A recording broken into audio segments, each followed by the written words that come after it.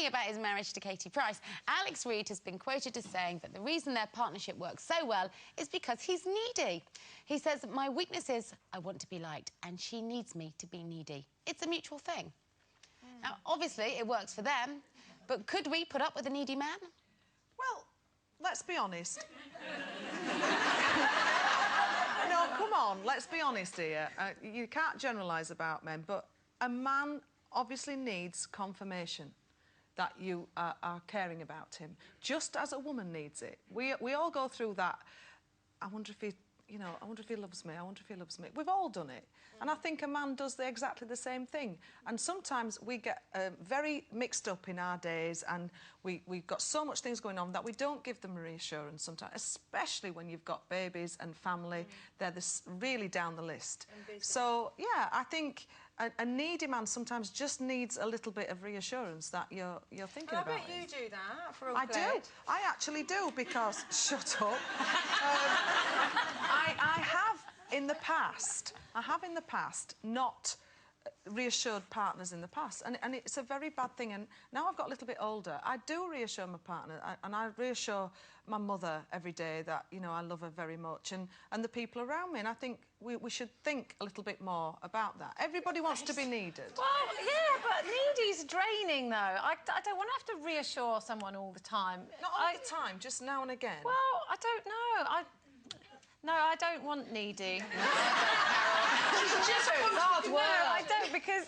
No, I don't, because and I think that's why I don't have children, because children are endlessly needy, and you know, I don't want to be needed all that time. It would wear me out, and you know, with a bloke, no, drive me bananas. Well, don't you think there's I'd be like, get off me?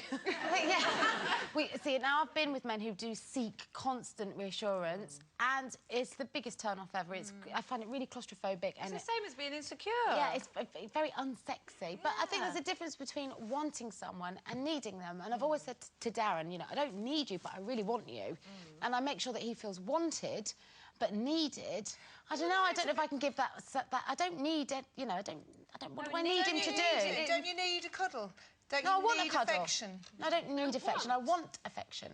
Well, don't you think they're very close? I need oxygen and air and food and water. You know, those are the things I need, if I'm being really blunt about it. But I want, you know, and also I want him to know that I love him, but I don't need to know him to know that, because I think the way we are with each other tells each other that. You don't need to keep going, oh, love you. No, I would do my head in. I do totally understand Katie's dilemma here, because she's very much a control freak, a bit like myself.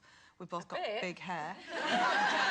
And I can totally understand that, because I am very much in control. I control everything in my life, and that's just the type of person I am, like Katie Price is. So I tend to empathise with her and the relationship she's got. I couldn't have a man who was...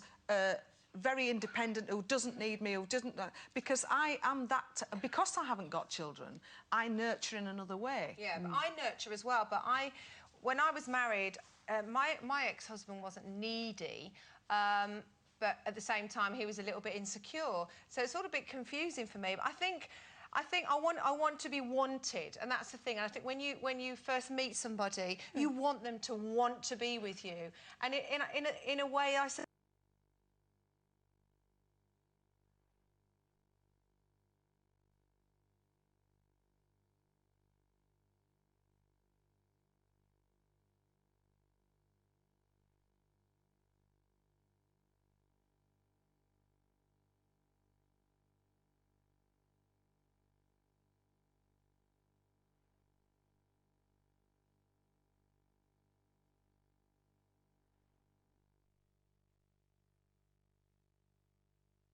The type of person who goes,